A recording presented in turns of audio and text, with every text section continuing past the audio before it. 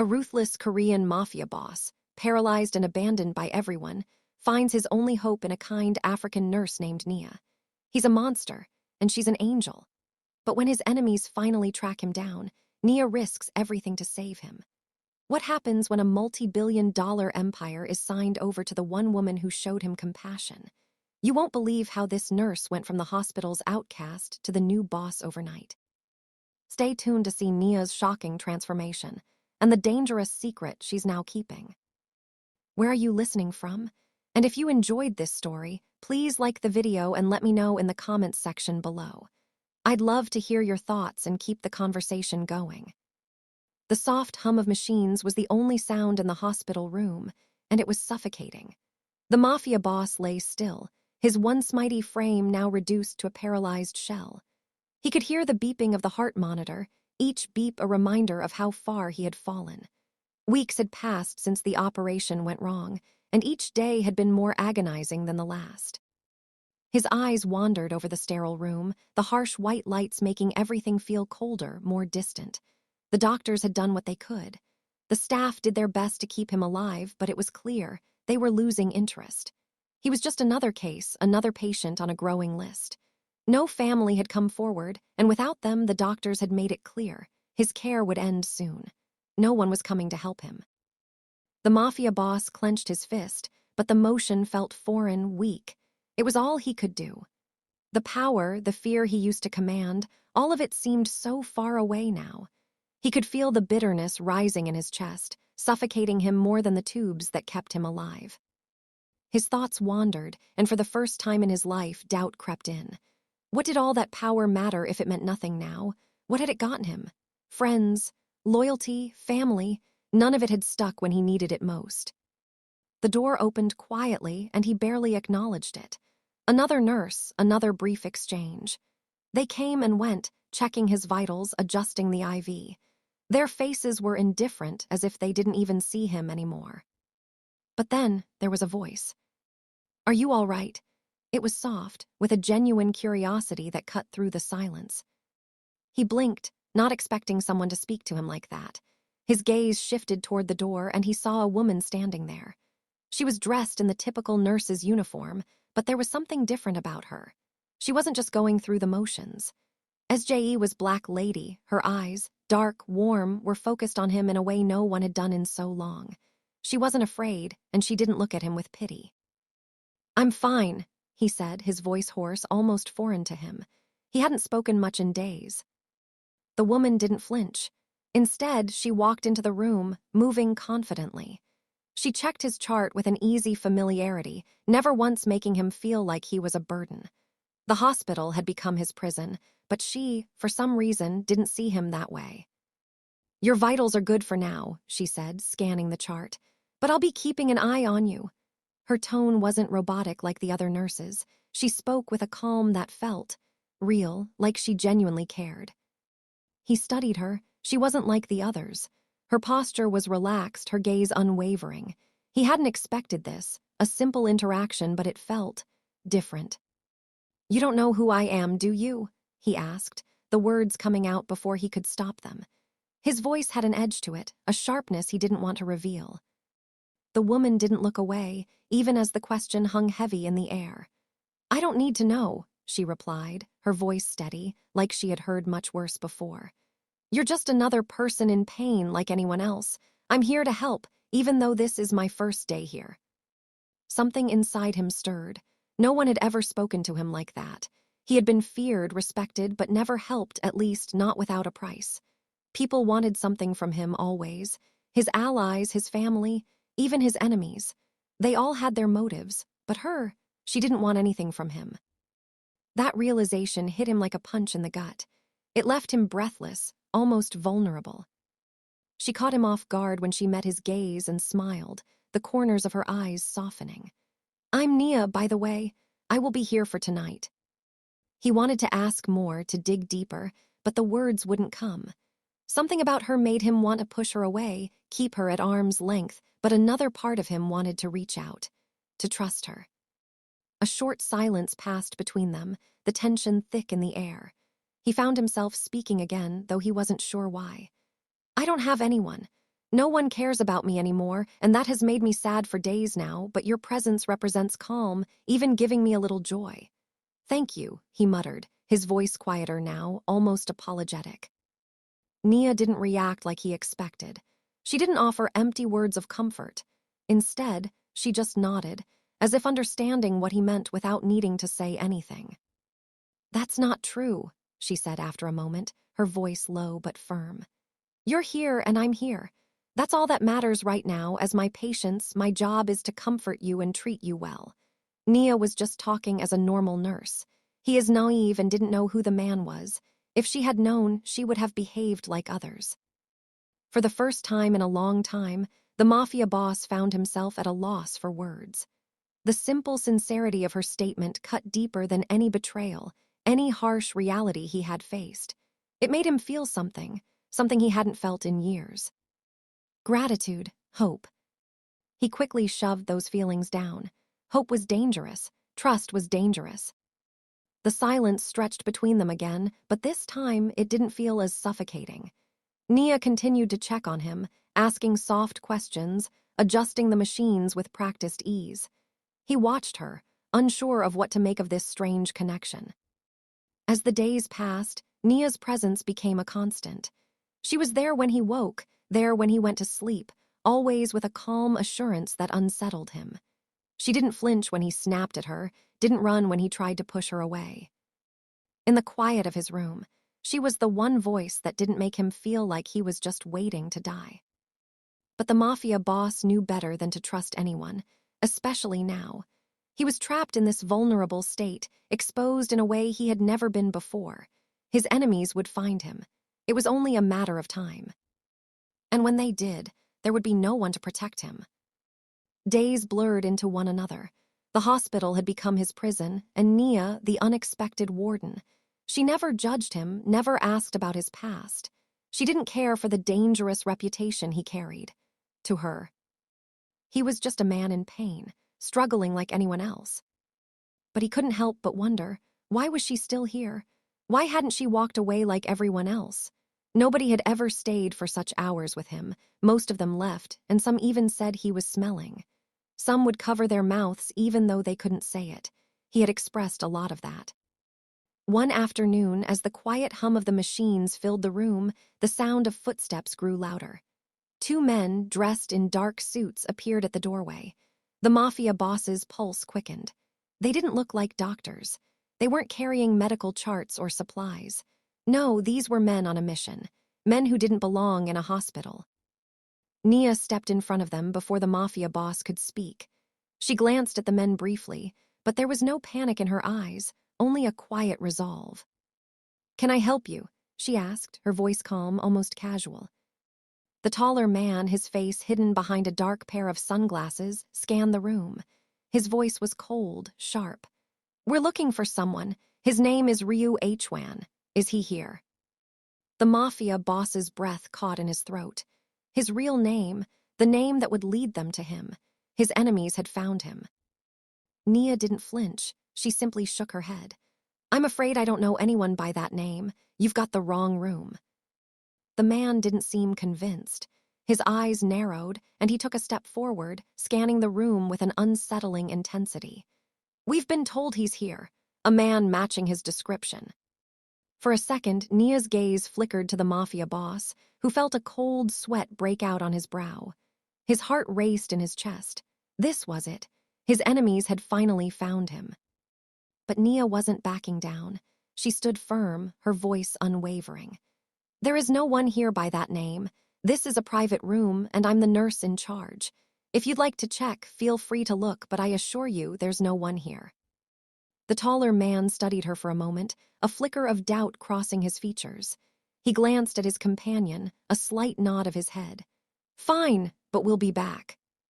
As they turned to leave, Nia stepped closer to the Mafia boss. Her eyes were full of something, concern maybe, but also something deeper, something unspoken. She was willing to risk everything for him, even without knowing the full extent of who he was. The door clicked shut, and the Mafia boss let out a breath he didn't realize he was holding. His body trembled with fear, not for himself, but for her. She had helped him, protected him, and she didn't even know what she was getting herself into. "Why are you doing this?" he asked, the question heavy with the weight of his confusion. Nia looked at him, her expression softening. "Because it's the right thing to do," she said, her voice barely above a whisper. "Because you need help, and I'm here to give it. Fine, I read your file, so I know who you are and I know they are looking for you, so it's part of my duty to protect every patient within my arm." He didn't know what to say. The words felt foreign on his tongue. For a man who had always commanded respect, always been in control, hearing something as simple as that made him feel small, vulnerable. "Why me? I didn't deserve to be alive anymore. I have hurt, killed thousands of people. And you still save me," he repeated, his voice thick with disbelief. Nia didn't answer immediately. She reached for the chart at the foot of his bed, checking the numbers, keeping herself busy. But she didn't look away. "Because," she began quietly, "I've seen too many people abandoned by those who should care for them.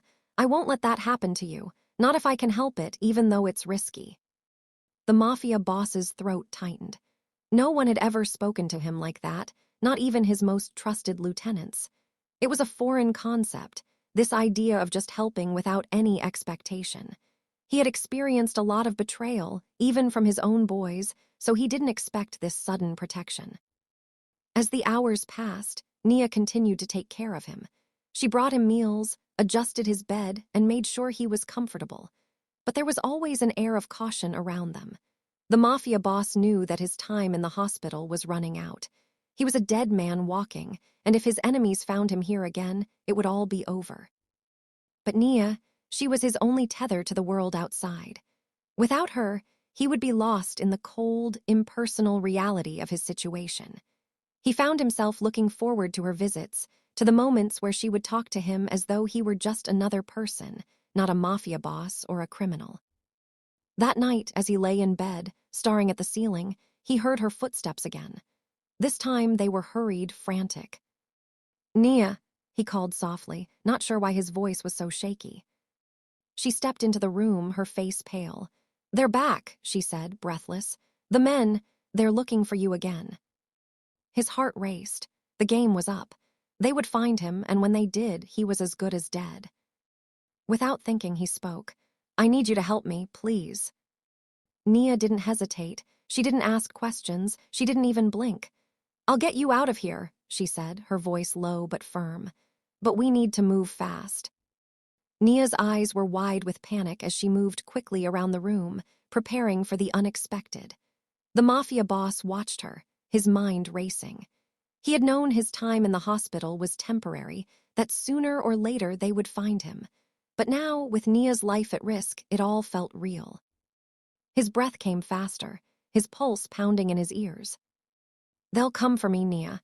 Please help me, anything you can do to save my life, please," he said, his voice low, urgent. Nia didn't look at him as she gathered her things, but her hands were steady, determined. "We don't have much time. We need to move now." As she moved the wheelchair beside him and helped him into it, she removed all the plugs and the injection from his body. This was dangerous, very dangerous, but she had no choice. This was her first day at work, and if those guys found him here, they were going to kill her patient. She wasn't speaking like a nurse anymore. She was speaking like someone who knew what it meant to be hunted, to be in danger. But the Mafia boss couldn't fathom why she would risk so much for him. He was a man known for violence, for ruthlessness. A person no one in their right mind would protect. But she was doing it anyway. "Where will we go?" he asked, his voice shaking. The Mafia boss, terrifying even though he was ruthless, was no longer so. Her eyes met his for the briefest of moments. "I know a place. It's not far, it's safe." Safe, for him, safety had always been an illusion. But for her to say it so confidently, he had no choice but to trust her.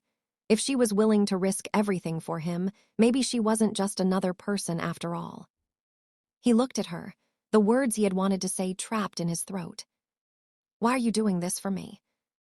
Nia didn't answer immediately. She didn't need to. Her expression said it all. She didn't see him as a Mafia boss. She saw him as a human being, someone worthy of saving. She believed people can change. But he couldn't bring himself to believe it. Not yet. Not fully. People like him didn't deserve saving, but he had to do this. They needed to leave, and they needed to do it fast. The two of them moved quickly, her silent commands guiding him through the maze of hospital hallways. Nia covered his body as a patient who needed emergency help, but it was all a lie. He covered his face and used clothes to cover his wheelchair. He made everything look perfect on the surface so nobody would spot her. His body, once powerful and unstoppable, felt frail in comparison to the urgency of the moment. He could feel every ache, every weakness, but Nia didn't seem to care. She helped him into a wheelchair, pushing him forward with an ease that betrayed the danger surrounding them. "We have to get out the back," she said, keeping her voice low. He nodded, but his mind raced. He couldn't help but wonder, how far would Nia go to protect him? How far was she willing to risk her life for someone like him? They reached the back exit, and Nia pushed the door open, scanning the alley outside. The sound of distant footsteps reached their ears, and Nia's eyes narrowed with concern. She turned to the Mafia boss, her face hardening. "We have to move. Now, so keep quiet and do not talk until I ask you to do so." He felt a surge of panic, but he fought it back. This wasn't the time for fear. Not now, not with her life on the line. This is my first time doing this. With Nia guiding him, they hurried down the alley, keeping to the shadows. Every sound made the Mafia boss's heart race, but Nia was steady, her pace never faltering. She was in control, and he was along for the ride. As they turned the corner, a taxi pulled up in front of them. Without a word, Nia helped him into the back seat. "Drive," she said to the driver, her voice commanding, but calm. The taxi sped off, the streetlights flashing past in a blur. The Mafia boss leaned back against the seat, trying to catch his breath. It was only when the taxi pulled to a stop that he realized they had left the hospital. They had crossed into a quieter, more residential area.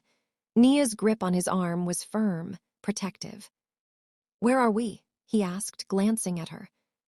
"This is where I live," she replied quietly. He blinked, processing her words. She hadn't just brought him to a random safe house. She'd brought him to her own home. It hit him then how much trust she had placed in him, how much of herself she had already given. The Mafia boss, for the first time in what felt like forever, felt a sense of warmth spread through him. But it was also tinged with a deep uncertainty. He wasn't used to being cared for, and the idea of being vulnerable was terrifying. They entered her apartment, and it was nothing like the luxurious penthouses or sprawling estates he was used to. It was small but clean, simple, and welcoming. Nia quickly began to help him settle onto the couch. The Mafia boss glanced around the room, his mind still processing the whirlwind events.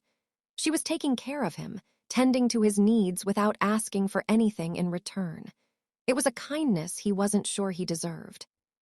"This is more than I can tell. You surprised me," he said softly, the words heavy with the weight of what he knew was coming. Nia looked at him, her expression unreadable for a moment. "Well, that's my nature." The word was foreign to him. He had always been alone, always had to rely on his own strength.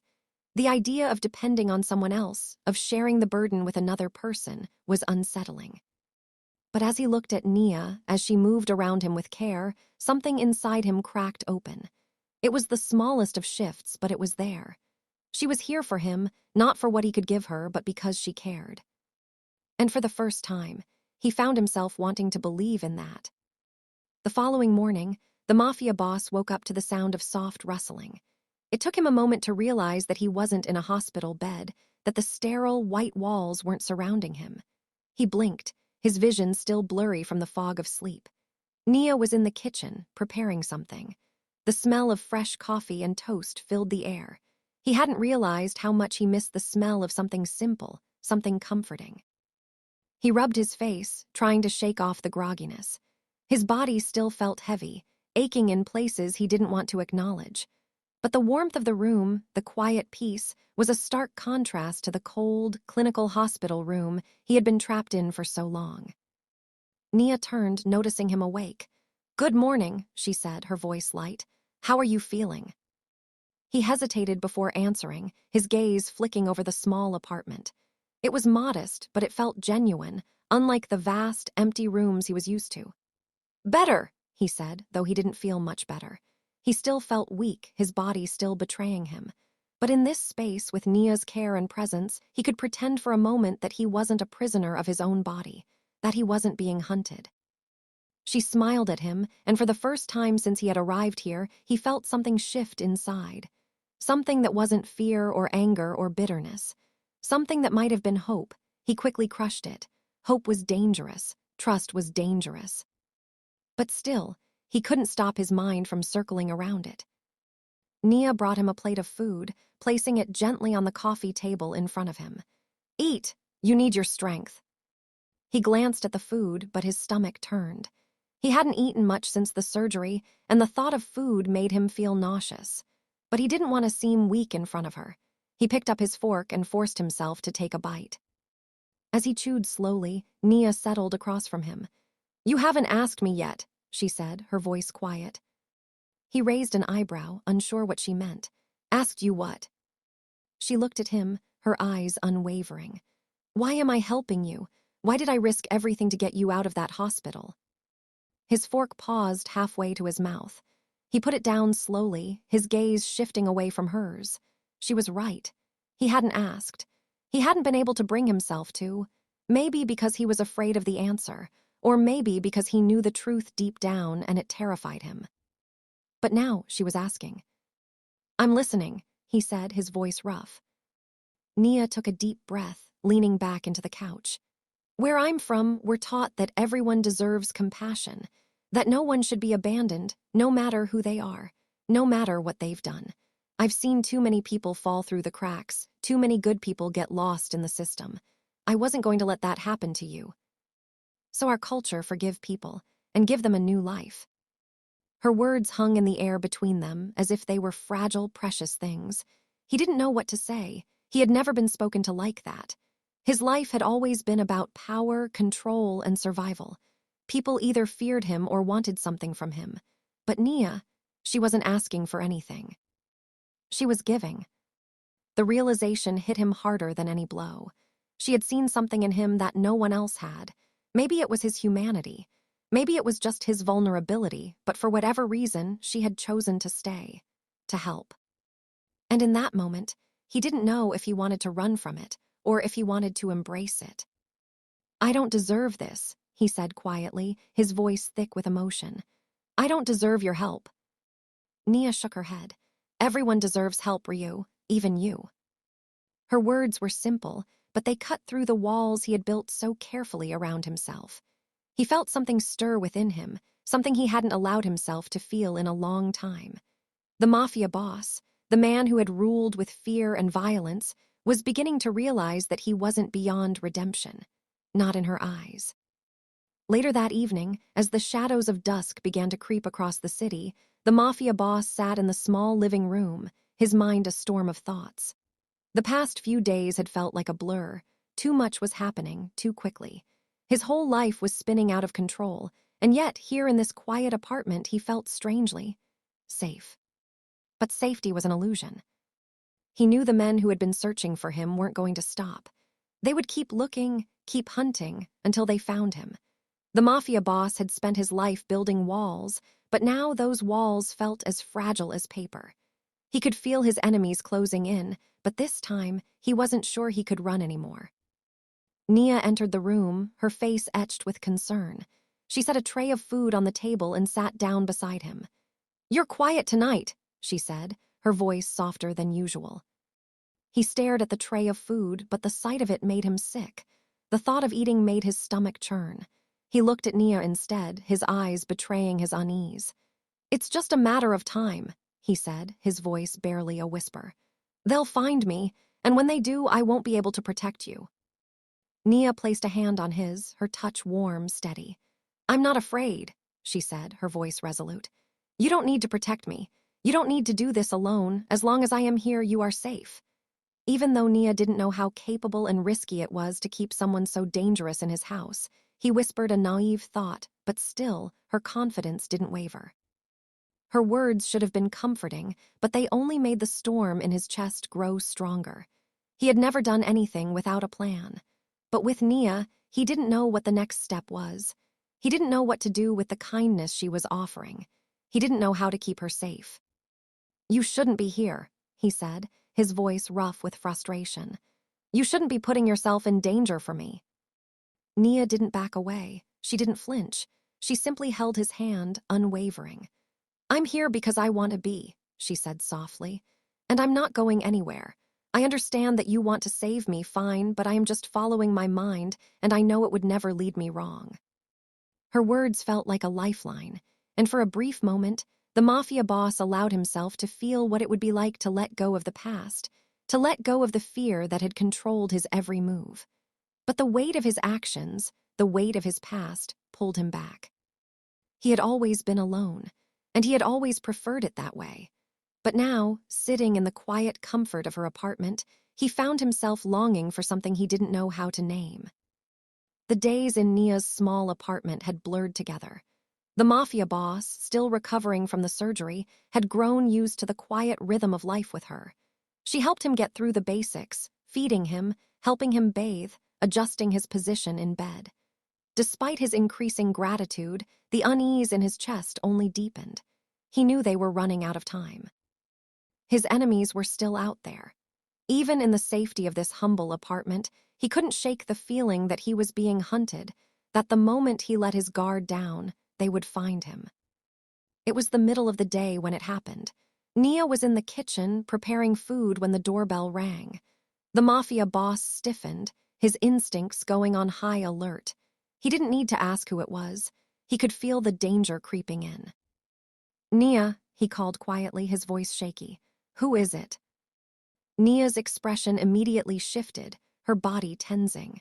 She walked toward the door with an eerie calmness, though the Mafia boss could see the anxiety in her eyes. She knew something was wrong. The doorbell had never rung like that before. No one ever came to see her, not like this. She paused just before opening it, her fingers brushing the doorknob, and turned to him. "Stay quiet," she said, her voice tight. "Don't say a word, I'll handle it." The Mafia boss felt a knot tighten in his stomach. He wanted to protest, to demand answers, but he couldn't.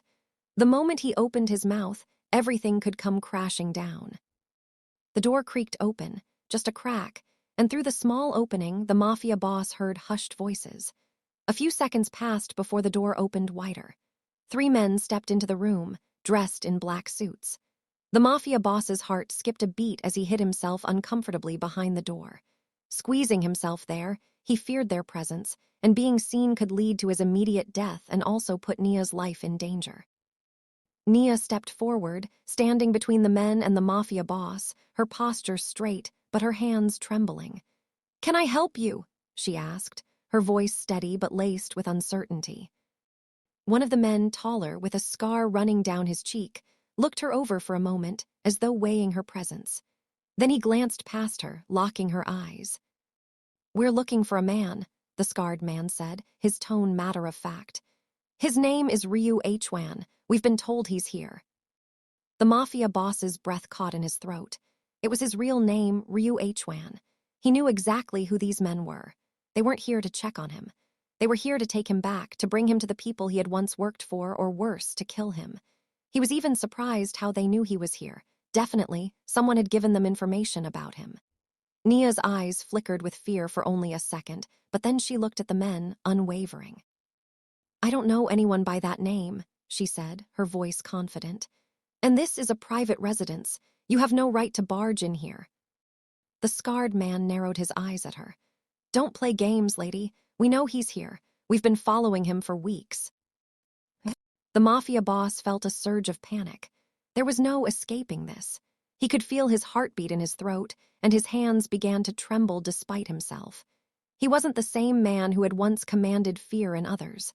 Right now, he was just a sick, vulnerable man, stuck in a wheelchair with no way out.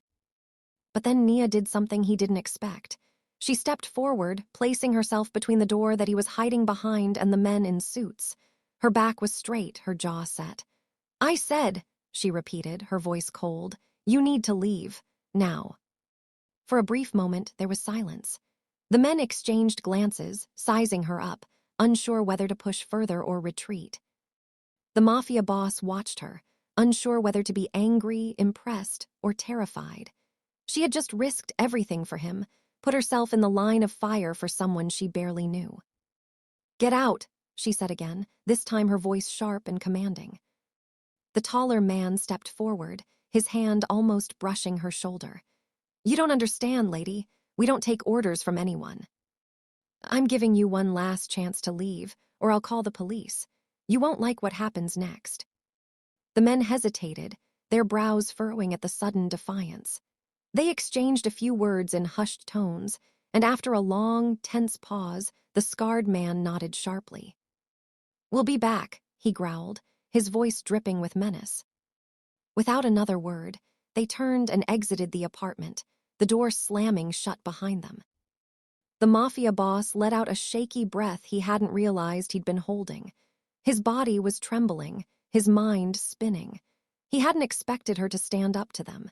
He hadn't expected her to put herself in danger for him. But she had. Nia stood there for a moment, her back to him, taking slow, deep breaths. When she turned to face him, her eyes were wide, but her expression remained calm, as though she had just faced a simple inconvenience. "They won't stop," the mafia boss said, his voice hoarse. "They'll keep coming until they find me." Nia nodded, her face hardening. "I know, but I won't let them take you. I don't know how to thank you. You saved my life again." The mafia boss felt something stir within him. A strange, unfamiliar emotion he hadn't allowed himself to feel in a long time. For the first time in years, he felt like he wasn't completely alone, and that terrified him. "Why?" he asked, his voice cracking. "Why would you risk everything for me?" Her gaze softened. "Because it's the right thing to do," she said simply, "and because you deserve better than this." The apartment felt smaller after the men left, like the walls had moved in closer to suffocate them both. The mafia boss watched Nia closely as she locked the door behind her, then turned and leaned against it. Her eyes were filled with a mixture of fear and determination, but she hid it well. "Do you think they'll be back?" the mafia boss asked, his voice tight with unease. Nia didn't answer right away. Instead, she walked over to the window and peered out through the blinds, scanning the street below. The shadows of dusk had begun to creep across the city, and the streets outside were quiet, eerily so. She let out a long breath, her shoulders slumping just slightly as she turned back to him. "They will," she said, her voice calm but laced with an underlying urgency. "But we need to be ready, and currently I don't know what to do." Nia is lost in thought. It seems like she's starting to regret the help she offered, because she honestly doesn't know what to do next and her life is at stake. And she is the only daughter of her family. The mafia boss nodded, his mind already working through plans that didn't seem to have any real options. He had no way to protect her, no way to guarantee her safety. He was too weak to fight back, too vulnerable to run. And even if he could, what good would it do? He couldn't keep running forever. "You can't stay here," he said, his voice harsh. "They'll find you if you help me. They'll use you to get to me." Nia stared at him for a long moment, her eyes hardening with determination. "I'm not afraid," she said, her voice unwavering, even though she was afraid but didn't want to look weak in the presence of the man. She was just a young lady starting her life. This was very wrong for her to start with, risking her life. Her words hung in the air like a weight, suffocating him in the silence that followed. He didn't understand her. He didn't understand why she was doing this. He had spent his entire life surrounded by betrayal and lies, and here she was, an innocent woman, risking everything for a man who could offer her nothing but trouble. He was a monster in her eyes. She didn't know the things he had done, the people he had hurt, the lives he had ruined. He had built his empire on fear, on control. And now, when he was at his weakest, she was the one who was offering him kindness. The thought made him sick. That night, as they sat together in the living room, the atmosphere was heavy. Nia tried to get him to eat, but his stomach turned at the thought of food. He couldn't stomach anything with the constant weight of fear hanging over him, knowing the men would come back, knowing they were still out there searching for him. She didn't push him. She just sat with him, keeping him company in the silence. For the first time in his life, he felt vulnerable. He couldn't control what was happening. He couldn't fight it. All he could do was wait for the inevitable, and that was something he had never been good at. Nia stood up suddenly, walking toward the small kitchen in the corner of the room. The Mafia boss watched her, his mind still racing with all the thoughts he couldn't control. But then she turned back to him, holding a small, folded piece of paper. The next day, as he sat up slowly, he felt a weight in his chest, not from the pain, but from the realization of just how much she had done for him. This woman, who didn't even know who he truly was, had put herself at risk to save him. He had no family, no one left who cared about him. Yet she had stepped into his life and given him something he thought he'd lost forever, a sense of humanity. But as he looked at the window, the weight of the truth hit him hard. Nia had no idea who he was. She didn't know that he was one of the richest and most dangerous men in the country. To her, he was just another man in need. To her, he was just Ryu, not the feared mafia boss that people trembled at the sound of. The idea of it twisted something inside him. She didn't deserve to be dragged into this dangerous world, this world of lies and death. If she knew who he truly was, she wouldn't have helped him. She wouldn't have risked her life. And yet she had. He felt a deep surge of gratitude, but it wasn't enough. He needed to repay her. He had nothing left to give except the things he had built, his empire, his wealth. Everything he had was now hers. As he thought about it, the only way he could think of to repay her was to give her everything. His properties, his businesses, his wealth, all of it. It was the only thing left for him to do. He picked up his phone, his hands still trembling slightly, and dialed the number he had been holding on to for years. His lawyer. The phone rang twice before his lawyer picked up. Ryu, the lawyer's voice was cautious, almost surprised. I need you to meet me, the mafia boss said, his voice rough. At this address. He gave the location, a small, quiet spot far from Nia's apartment. The lawyer hesitated before responding. Are you sure about this? Yes, the mafia boss replied firmly, his voice tinged with finality. I'm sure. When the lawyer arrived, he was shocked by the scene that awaited him. The mafia boss was sitting in front of him, looking older than he had in years, weary and tired. But it wasn't just the mafia boss who was there. Nia, the woman who had taken him in, was sitting beside him, a look of confusion on her face.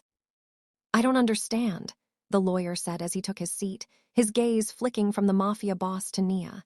Why are we here? The mafia boss looked at Nia, his heart heavy. He had to explain this to her. He had no choice. I'm old, he said, his voice quieter than usual. I've lived a life I'm not proud of. I've made my enemies my allies, and I've enjoyed everything I could. But now I know that my time is running out. Before they find me, before it's too late, I want to give everything I have to her. He motioned toward Nia. Everything, all of it. My companies, my houses, my cars, it's all hers. The lawyer was stunned into silence, staring at Nia, then back at the mafia boss. You can't be serious. I am, the mafia boss said with conviction. She's saved me. She's protected me when no one else would. She deserves more than I could ever give her. Nia sat still, her mind reeling. She couldn't believe what she was hearing. She had helped this man, this stranger, without knowing who he was, and now he was telling her that everything he owned, everything he had built was going to be hers. The lawyer didn't know what to say. He looked at the mafia boss, trying to process the enormity of the request. Finally, he nodded slowly. If this is your wish, then I'll make it happen. And just like that, Nia's life was irrevocably changed. She had inherited a multi-billion-dollar empire, complete with 4 mansions, multiple cars, and businesses that spanned countries. But even as she tried to process the shock, even as she allowed herself to rejoice for a brief moment, she noticed something strange. The mafia boss didn't seem happy. His face was stoic, like it always had been, but there was a weight in his eyes, a sadness that she couldn't ignore. She approached him carefully. Ryu, is this what you wanted? He didn't answer right away. Instead, he simply stared at the floor, his hands clenched in his lap. After a long silence, he finally spoke. I wanted to give you a life that's different from mine, but I didn't want this to come with the cost of my own happiness. He paused, a dark look passing over his face. I've ruined too much already. The next day, Nia resumed her routine at the hospital. She entered the ward with a quiet resolve, but the weight of everything that had happened over the past few days hung heavily over her. She could still feel the Mafia boss's presence in the apartment, the space he had once filled with his gratitude and pain. She had hoped for a chance to speak with him more, to understand his situation better, but now, the uncertainty of his absence loomed over her. As the day dragged on, she did her best to focus on her patients, but her mind kept wandering back to him. She couldn't shake the feeling that something was terribly wrong, that something had changed between them in a way that couldn't be undone. By the time her shift ended, her worries only deepened. On her way back to the apartment, she stopped by the table where they usually sat together, the place where he had opened up to her the most. But as she arrived, her heart sank. He wasn't there. The chair he had once occupied was empty, his belongings absent, as though he had never been there at all. She stepped inside the apartment, calling out his name softly, but no response came. Her pulse quickened as panic began to creep in. Where had he gone? What had happened to him? Her phone buzzed in her pocket, interrupting her frantic search. It was a text from an unknown number. Hesitant, she opened it. I've gone to surrender myself. If anyone finds out you helped me, your life will be in danger. I can't let that happen. I've already called them. Please stay safe. The message hit her like a punch to the gut. She dropped the phone, her hands shaking uncontrollably. The Mafia boss had made his decision. He was surrendering himself to the authorities to protect her. She knew, deep down, that this was the only way he could keep her safe. But knowing it didn't make it any easier to accept. He had risked so much for her, and now he was sacrificing himself. She couldn't stop the tears that welled up in her eyes. He had already made his decision. There was nothing she could do to stop him. Meanwhile, the Mafia boss was in the back of a car, the cold steel of the vehicle pressing against his body as he was driven away from the only place that had ever felt like a sanctuary. He had called the authorities and given them his location, far from Nia's apartment, ensuring that she wouldn't be implicated in his capture. He had already prepared everything for his departure, writing it all down in a letter. A letter that he hoped Nia would read, though he knew he might never be able to explain everything to her face. He didn't look back as the car sped away. He couldn't afford to. If he did, the temptation to change his mind might overtake him. He had made the right decision, at least that's what he told himself. But there was something in his chest that wouldn't quiet down. Something that told him, despite all his wealth, his power, his decisions, he was still alone. Nia had shown him kindness when no one else would. She had treated him like a man, not a monster, and he couldn't forget that. Even now, as he faced the end of his life, her image lingered in his mind. He could only hope that the life he was leaving behind would protect her from the consequences of his actions. Back at the apartment, Nia sat down, her head in her hands. The tears fell freely now, the grief and frustration taking over. She knew the Mafia boss had done what he had to do. He was protecting her, keeping her safe from the dangers that had followed him throughout his life. But it still didn't feel right. She couldn't stop herself from wondering if there was more she could have done, if there was another way. But deep down, she knew the truth. He had made his choice, and there was nothing she could do to change it. She wiped her face, taking a deep breath as she stood up. Her phone buzzed again, pulling her out of her thoughts. It was a message from the Mafia boss's lawyer. I've received instructions. I'll meet you at the location he provided. Nia didn't know what to expect, but she knew she had to follow through. It was the only thing left to do. The next day, Nia arrived at the hospital in one of the most expensive cars she had ever seen, sleek, black, and polished to perfection. It was a stark contrast to the modest car she usually drove, but today, she couldn't bring herself to care about the stares she was getting. She stepped out of the car with quiet confidence, and her colleagues gawked as she walked into the building. They had never seen her like this before, dressed in a sleek outfit, her posture unwavering, carrying herself with a presence they couldn't ignore. As Nia entered the hospital, she could feel the weight of their eyes on her. The whispers were back, but this time they were different.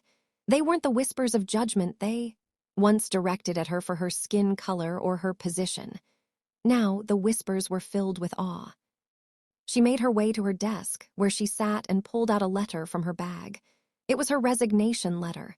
She had made her decision. She had no place here anymore, not when the life she had known was so drastically changing. The life she had built, the routine she had followed, it was time for it all to go.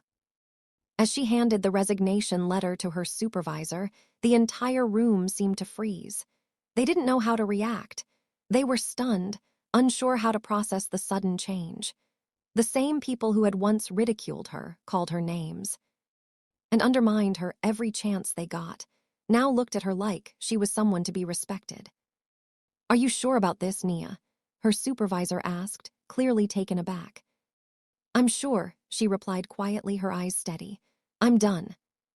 And with that, Nia's life changed. The power dynamics at the hospital shifted. The nurses who had once called her cruel names, who had belittled her because of her skin color, were now the ones addressing her as boss. The words were hollow to her, but it didn't matter. She had taken control of her own life, and that was all that mattered. The Mafia boss had given her everything, but in return, she was going to take charge of her own destiny. No longer a victim of their cruelty, no longer a pawn in anyone's game. What a transformation. Nia has gone from being the hospital's outcast to its new force of authority. Do you think this is the turning point in her life? Hit that like button, leave your thoughts in the comments, and don't forget to subscribe for more of Nia's journey. The story doesn't end here.